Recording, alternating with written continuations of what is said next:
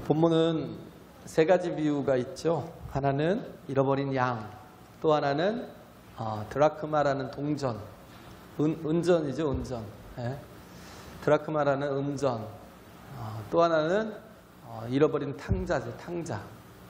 어떻게 보면 별로 쓸모가 없는, 예. 그 당사자 외에는 가치가 없는, 이미 잃어버린 양이고, 잃어버린 드라크마라는 은전, 예. 또 잃어버린 탕자죠. 뭐 집 나간 탕자니까. 예. 별로 가치 없어 보여요. 예. 그래서 우리가 세상 가치하고 우리가 생각하는 가치가 좀 이렇게 차이가 있죠. 세상은 우리가 사람들을 우리가 더 많은 다수를 더 좋아하잖아요. 요즘의 시대를 보면 그 다수를 위한, 뭐 다수의 행복을 추구하는 그런 시대잖아요. 그런데 그것도 이렇게 보면 별로 볼 일 없는 사람, 어떻게 보면 버려진 사람 같은, 또 아주 못된 사람, 나쁜 사람, 흉악한 사람, 그 한 사람의 가치에 대해서는 별로 세상이 중요하게 여기지 않아요. 그냥 차라리 어디 가서 죽어도 될 사람들이고, 망해도 될 사람이고, 다 그렇게 생각하는 거예요. 어떻게 보면 공익적인 차원에서 공동의 이익을 생각을 하지, 한 영혼의 그 유익을 위해서는 전혀 생각하지 않는 시대죠. 그러다 보니까 효율적이지 못하고, 그죠? 효율적이지 못하죠. 그리고 뭐냐면 또 이렇게 낭비적인 그런 게 측면이 많다라고 생각을 해요. 그런 생각을 가졌던 게 바리새인이고 여기 서기관들이었다라는 거예요. 보면 말씀을 들으러 나왔대요. 누가 나왔냐면 세리와 죄인들이. 그죠? 어떻게 보면 우리는 말씀을 들어야 돼 사는 존재들이잖아요. 말씀은 우리에게 생명을 주니까. 할렐루야. 말씀은 우리에게 생명을 주니까 말씀을 들어야 살잖아요. 뭐 누구나 다 잘 들어야 되잖아요. 또 특히 이렇게 바리새인이나 서기관이라는 이런 사람들은 말씀을 연구하는 사람들이고 또 말씀에 목숨을 거는 사람들이거든요. 그런데 이 사람들이 보기에는 지금 뭘 보는 거예요? 상황을 보고 있어요. 예수님이 뭘 하나라는 그런 예수님의 그 행동을 보고 있어요. 중요한 건 말씀인데 가장 중요한 그 말씀에 대해서는 관심이 없고, 예수님께서 저들과 왜 저들에게 말씀을 전하고 왜 저들에게 또 식사를 또 함께 하고 어느 때는 뭐 다가를 나누기도 하고 죄인들과 그러잖아요.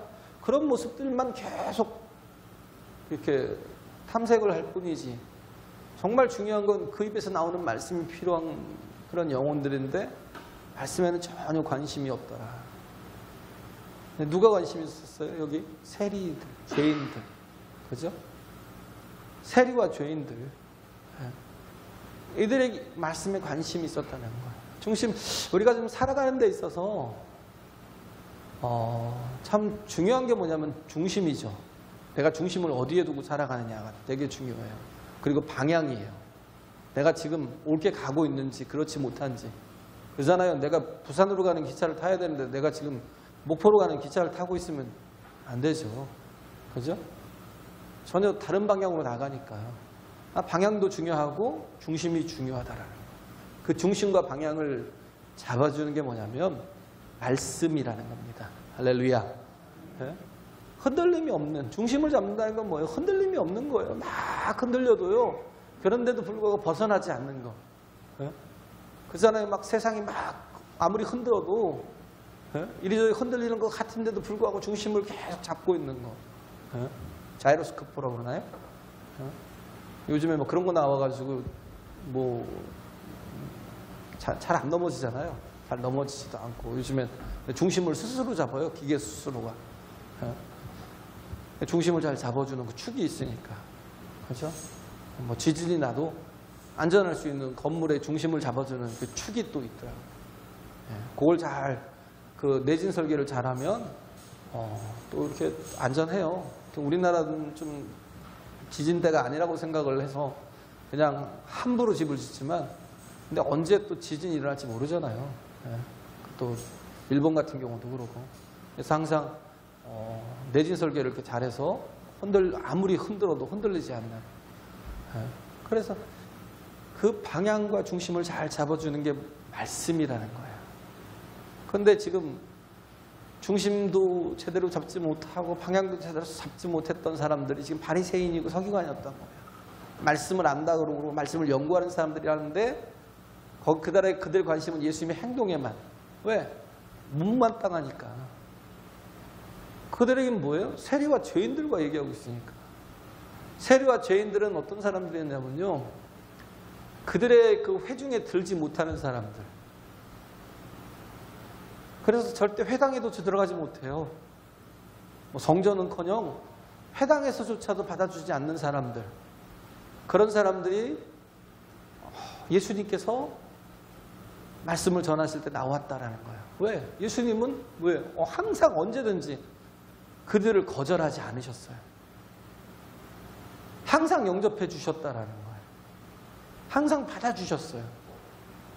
회당도 거절하고 성전도 못 나가던 정말 세리와 죄인 자타가 공인하는 그런 악한 사람들이고 그런 추하고 더러운 사람들이라고 생각을 하는 그런 영혼들인데도 불구하고 예수님은 받아주시는 거예요. 교회는요, 주님이 성령을 통해서 세우신 곳입니다. 할렐루야. 그렇기 때문에 교회는 어떤 곳이어야 돼? 거절하지 않는 곳이어야 돼. 거절이 없어야 된다는 거예요. 그죠? 근데 옛날에 그런 적이 있었어요. 인도의 간디가 영국에서 이렇게 유학을 하고 그리고 또 남아공으로 갔다가 다시 인도로 돌아갔잖아요. 간디가 성경을 읽고 너무나 감동을 받았어요. 예수가 주다. 그건 힌두인이잖아요. 힌두교 사람이잖아요. 그런데도 불구하고 예수가 주님이시다. 나의 주인이시다. 나를 건져주실 분이야. 그리고 이 세상의 모든 문제를 해결해 주실 분은 예수밖에 없어라고 생각을 했어요. 그래서 교회를 갔는데 교회가 받아줬을까요? 안 받아준 거예요. 교회가 안 받아준 거예요. 유색인이라고 교회가 거절한 거예요. 못 들어오게 만들어 온 거예요. 그래서 힌두교인을 크리스찬이 될 수 있는 그런 계기를 막아버렸어요. 그래서 나는 절대 크리스찬이 되지 않겠다라고. 그런데도 불구하고 그 사람 속에는 물론 빈 가방을 들고 다니는데요. 가방 속에 오직 유일하게 하나 들고 있는 게 있다면 성경이었어요. 그런데도 불구하고 교회를 나가지 않았던 거예요. 모르겠어요. 그렇다고 영접한 건지 안 한 건지 모르겠지만 예수 그리스도를 믿겠다고 나갔는데 거절을 한 거예요. 교회가 거절을 해서 난 이런 교회라면 이게 주님이 세운 교회라면 나는 절대 나가지 않겠다. 이건 세상에 대안이 될 수 없다라고. 그렇게 좌절을 해버린 사람이죠. 우리 교회는요 그런 게 없어야 돼요. 거절이 없어야 돼요. 예수님의 마음을 제대로 모르면 이게 다들 율법적인 그런 걸 막 앞세워가지고 쟤는 정말 아주 소문났어. 우리 마을에서 소문났어. 쟤는 교회 나오면 안 돼. 막 이러고. 저런 애가 교회를 다니면 교회가 얼마나 욕을 먹겠어? 얼마나 조롱을 받겠어? 원래 교회가 그런 사람을 위한 곳입니다. 할렐루야. 여기 회당이 아니에요. 여긴 예루살렘 성전도 아니에요. 여기는 누구나 올 수 있는 주님의 몸된 교회라고요. 할렐루야. 주님이 당신의 그 피값 주고 사신 영혼들을 교회는 절대 거절해서는 안 되고 그들에게 좌절감을 실망감을 줘서는 안 된다는 거예요. 물론 이제 본인이 안 온다면야 본인이 거절하는 건 어떻게 하겠어요. 물론 예수님이 계속 문 밖에 서서 두드리시겠지만 그렇잖아요. 예수님 문 밖에서 두드리시겠지만 본인이 거절하는 걸 어떡하겠냐고. 그래서 다윗 같은 경우도 그런 일이 있었잖아요. 다윗이 쫓겨갖고 도망다닐 때 아둘람굴에 있었어요. 아둘람굴에 있는데 다윗이 아둘람굴에 피해 있다는 소식을 듣고 뭐 아버지부터 해갖고 형제들이 다 오고, 그리고 또 나오다 보니까 세상 정말 버림받은 사람들은 다 아둘람굴로 모였어요.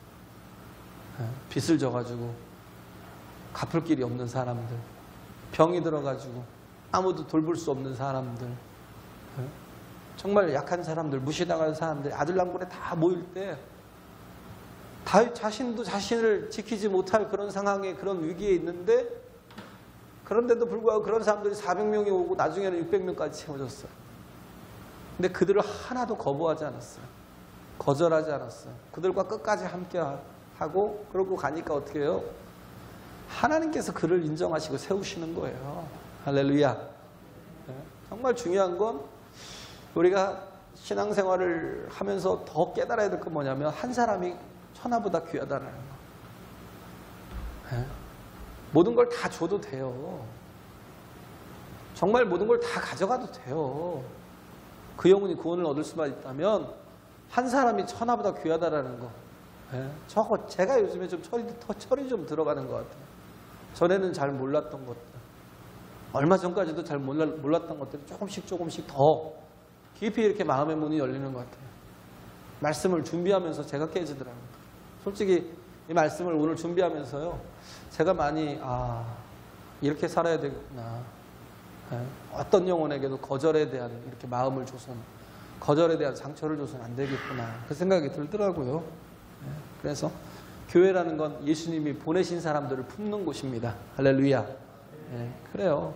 그래서 자녀는 뭐예요? 하나님이 내게 주신 사람이잖아요. 그렇죠? 자녀는 부족하다고, 혹은 뭐 병들었다고, 아프다고 버리겠어요? 안 버리잖아요. 가정이거든요, 교회는. 하나님이 세우신 두 가지 공동체가 있다면, 하나는 가정이요, 하나는 교회예요. 근데 이게 구분이 없어요. 왜? 하나님 안에 있으면 가정이 교회고 교회가 가정이에요. 할렐루야. 가정은 교회 같은 가정이 돼야 되고, 교회는 가정 같은 교회가 돼야 돼요.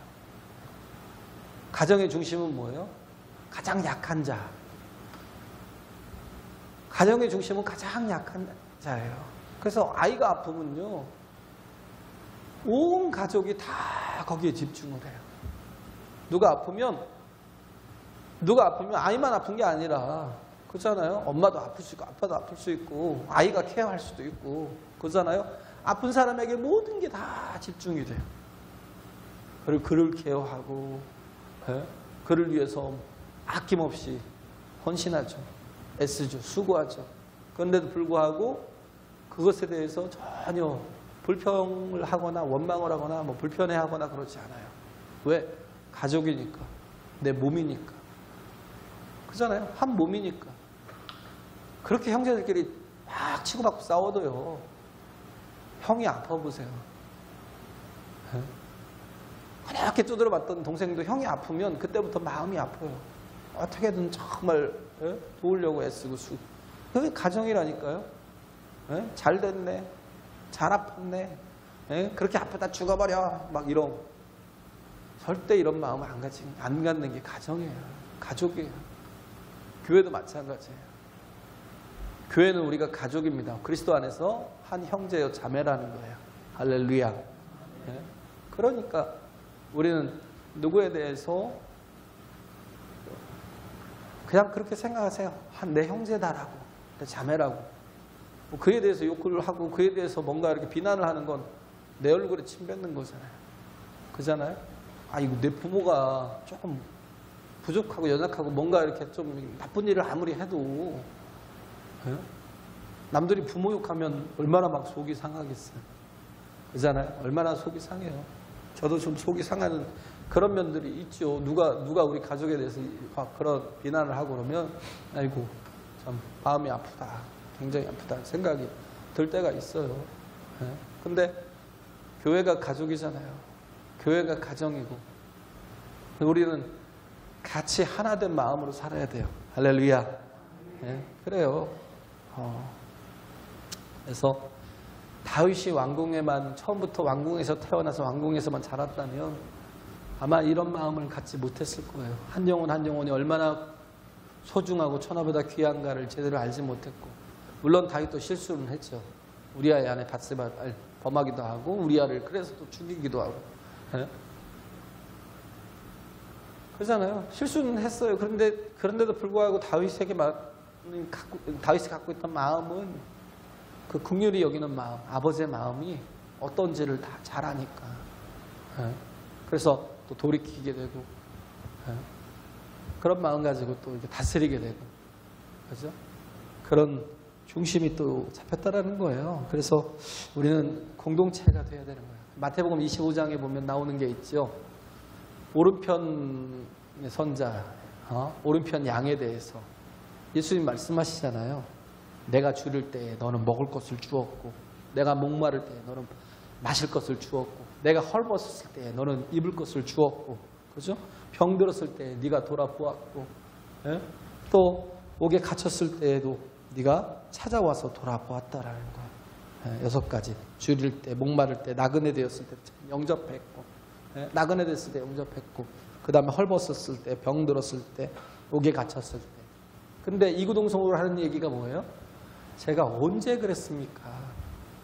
제가 언제 주님을 줄일 때 먹을 것을 드렸고, 목마를 때 마실 것을 드렸고, 나그네 됐을 때 영접하였고, 헐벗을 때 입을 것을 주었고, 병들었을 때 돌봐주었고, 옥에 갇혔을 때 찾아가서 내가 위로했습니까? 나는 그런 적이 없는데. 이구동성에 똑같이 누구나 그때 하던 말씀이 뭐예요? 가장 소자에게, 가장 약한 자, 가장 병든 자, 가장 정말 도움이 필요한 자 한 사람에게 한 것이 곧 나에게 한 것이라. 할렐루야. 주님은 그렇게 간주하시는 거죠. 그래서 우리는 뭐예요? 내 형제 중에 아무리 지극히 작고 부족해도 어떻게 해요? 주님을 영접하듯이 영접하고 품어야 돼요. 할렐루야. 주님을 섬기듯 섬겨야 된다라는 거. 그 마음이 우리에게 있어야 된다라는 거. 근데 이 주님께서 양의 비유, 또 은전의 비유를 통해서, 또 탕자의 비유를 통해서 우리에게 말씀하고 계신 게 뭐냐면, 내가 조건 없이 너를 사랑한다는 거예요. 이게 참 어렵죠. 왜? 우리는 조건이 필요하잖아요. 예수님이 원래 내 형제였던 분도 아니고, 예수님이 나와 직접적으로 나를 낳으신 분도 아니고, 왜 그가 나를 이렇게 사랑하냐는 거, 십자가를 질 정도로 나를 사랑하신다는 게, 이게 처음에는 진짜 안 믿어져요. 그죠? 그가 왜 나를 사랑해야 되냐고. 자체가 웃기잖아요, 솔직히. 내가 그에게 막 1,000억 가까이 안겨준 것도 아니고, 내가 그에게 막 자동차를 사주고 집을 사주고 그런 것도 아닌데 그가 왜 나를 사랑하냐고. 이건 도대체 인간이 합리적인 생각으로는 안 맞거든요. 진짜 안 맞잖아요. 근데 바울이 한 얘기가 뭐예요? 하나님께서 태초부터 나를 그리스도 안에서 택하셨대요. 이 말씀은 더 신비죠. 도무지 이해가 되지 않아요. 너무 어려워요.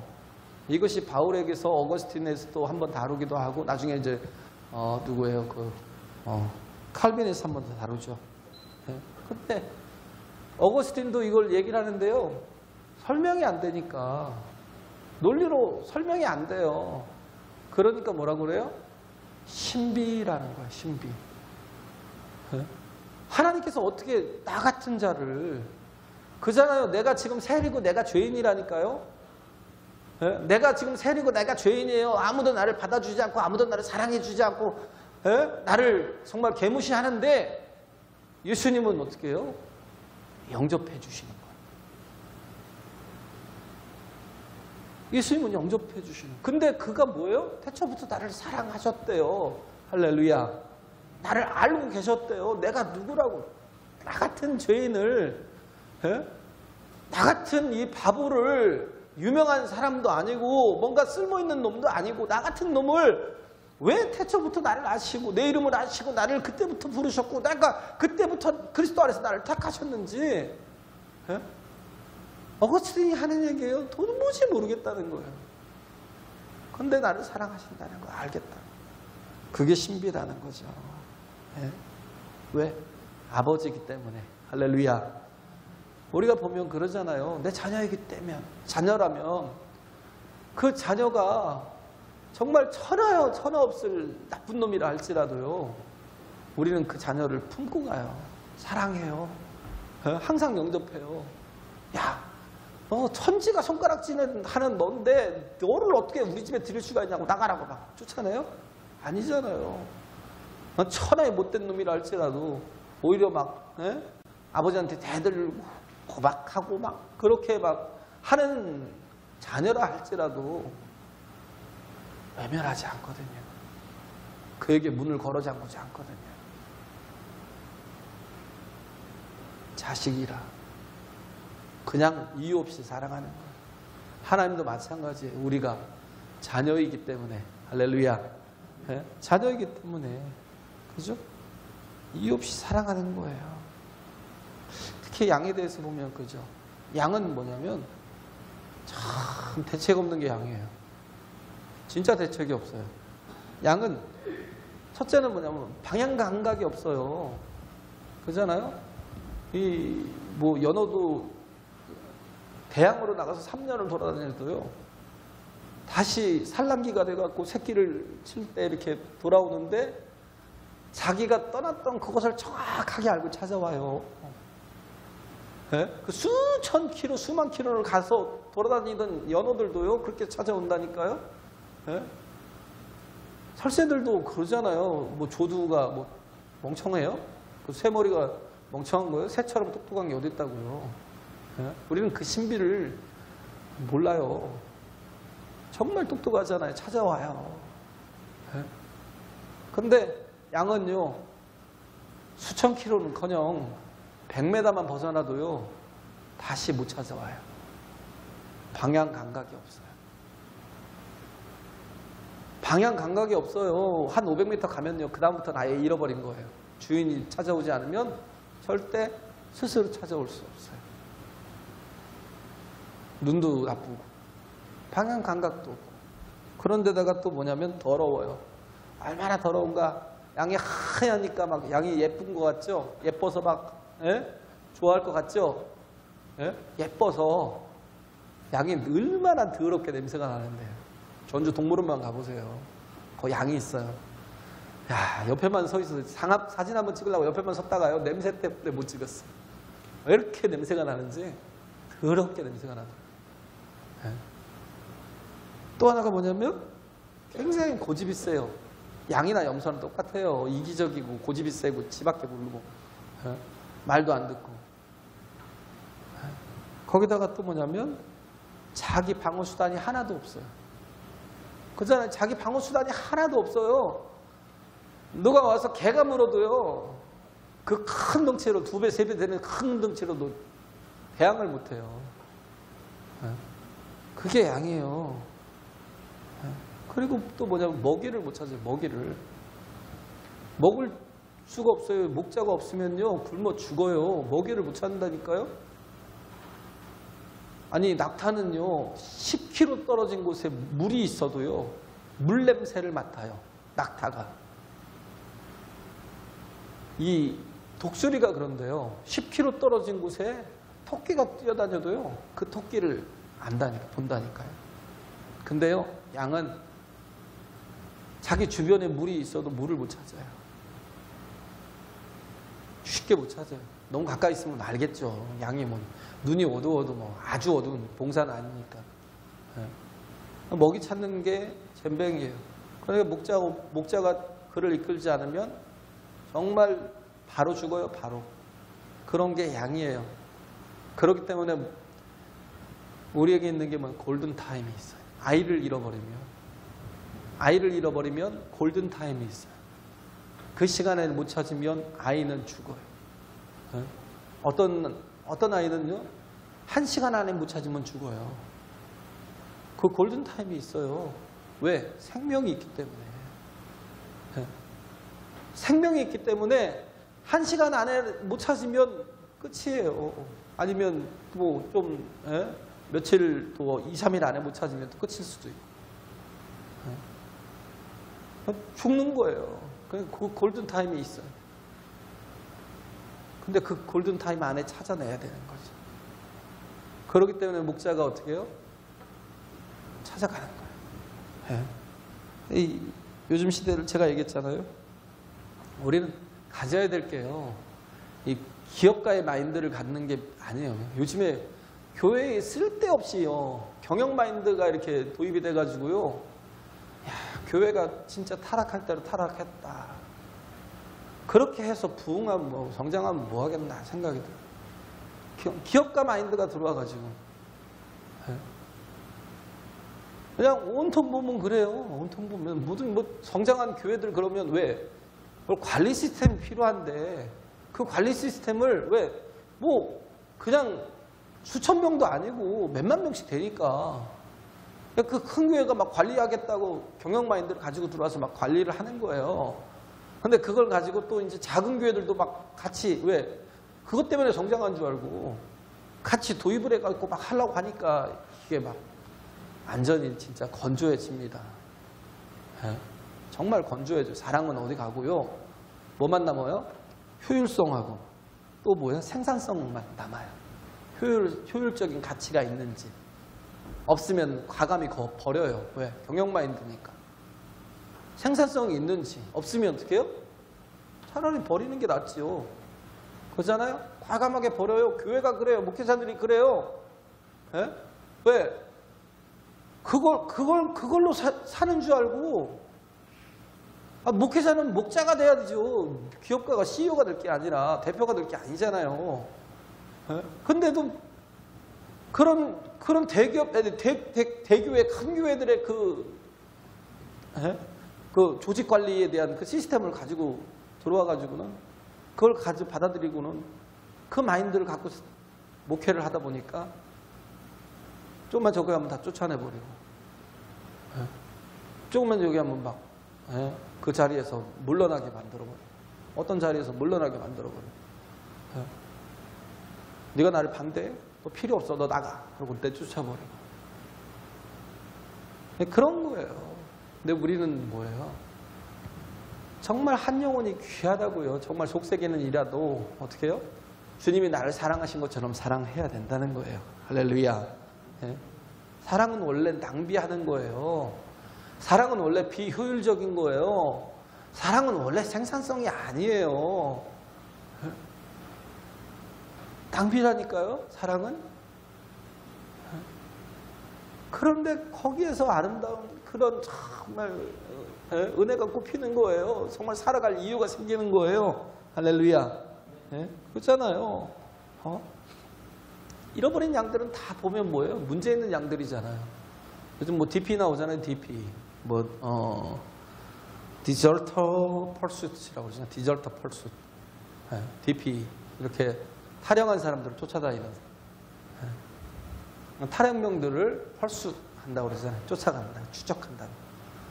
DP 요즘 넷플릭스에서 하도 인기가 있어요. 왜냐하면 너무 똑같아요. 너무. 저도 그렇게 많이 당했던 내용이 거의 비슷해요. 거의. 안 벗어나요. 저희 때는 더 잔인했어요. 지금보다. 지금은 그래도 이러진 않을 거라는 생각이 듭니다. 제가 갖는 생각이에요. 지금은 좀 좋아지지 않았을까. 저희 때는 막 그냥 무법천지였으니까. 워낙 건달 생활하다 오는 고참들이 많아갖고 하도 두드려 맞아가지고. 근데 그냥 그렇게 도망 다니는데 디저터인데 도망 다니는 그 탈영병인데 그들을 추적해서 어떻게든 되돌리려고 다시 살리려고 잡아서 죽이려고 그런 게 아니라 그렇게 쫓아가는 거예요. 쫓아다니는데 우리는 뭐예요? 하나님의 사랑 가지고 가는 거예요. 추적해야 돼요. 할렐루야. 그래서 내 평생에 하나님의 선하심과 인자하심 정녕 나를 쫓으리니 그게 추적 펄수거든요. 정말 사랑이랑 헤세드 그 인자와 선하심은 토부죠. 선하심과 헤세드로, 선하심과 사랑으로 나를 추적하신다는. 그렇게 해서 어떻게 해요? 나를 찾아내서 어깨에 메고 와서 너무 기쁘니까 잔치를 벌이는 거예요. 우리는요, 스스로 왜 그렇게 헤매다가 방황하던 영혼은요, 스스로 걸어올 힘조차 없어요. 우린 죄의 문제를 해결할 능력이 없잖아요. 그래서 이사야 53장에 이 어깨에 메고 온다는 표현을 뭐라고 하냐면, 이사야 53장에 보면 그런 거 있죠. 우리의 모든 죄악을 그에게 담당시키셨다. 이게 뭐냐면 그의 어깨에 우리의 모든 죄악을 다 담당시켰다는, 우리를 찾으시기 위해서. 할렐루야. 내가 걸어올 힘조차도, 내가 죄의 문제를 해결할 능력도 없으니까 이 목자가 그 양을 찾아서 얼마나 헤맸겠어요. 얼마나 많은 상처를 받았겠어요. 혹은 어떤 또 공격을 또 받았을 수도 있잖아요. 그걸 버리지 않고 목자는 어떻게 해요? 자기 어깨 메고 와서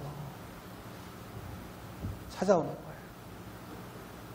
양 9마리를 들에 두고 한 마리를 찾는 게 비효율적인 것 같고 비생산적인 것 같아도 이게 아버지의 마음이, 어머니의 마음이잖아요. 이게 하나님의 마음이라고요. 할렐루야. 그잖아요. 내 자식 찾듯이. 목자가 그래요. 목자는, 이스라엘 목자는요, 양들에게 이름을 각각 지어줘요. 양들이 다 이름이 있어요. 그래서 100마리가 됐든 200마리가 됐든 그 이름을 불러요. 그리고 양들은 그 이름을 알아요. 부를 때요, 정확히 알아요. 뭐 개똥아라고 부르면 그 100마리 속에서 개똥이가 나와요. 개똥이가. 곰돌아 그러면 곰돌이가 나온다니까요. 왜? 내 새끼와 같아요. 내 자식과 같아요. 그러니까 이름을 부르는 거예요. 하나하나가 다 뭐예요? 의미가 있어요. 그냥 뭐 환경 스페셜 어제 이렇게 잠깐 봤거든요. 돼지 봤는데 우리 김현복 집사님이 한번 보라고 그래서 봤던가요? 아니 김현수 집사님 보라고 그랬던가요? 김현수 집사님인가? 김현수 권사님.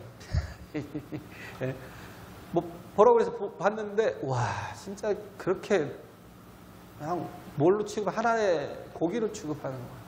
살아 있어도 고기로 취급하는 거예요. 너무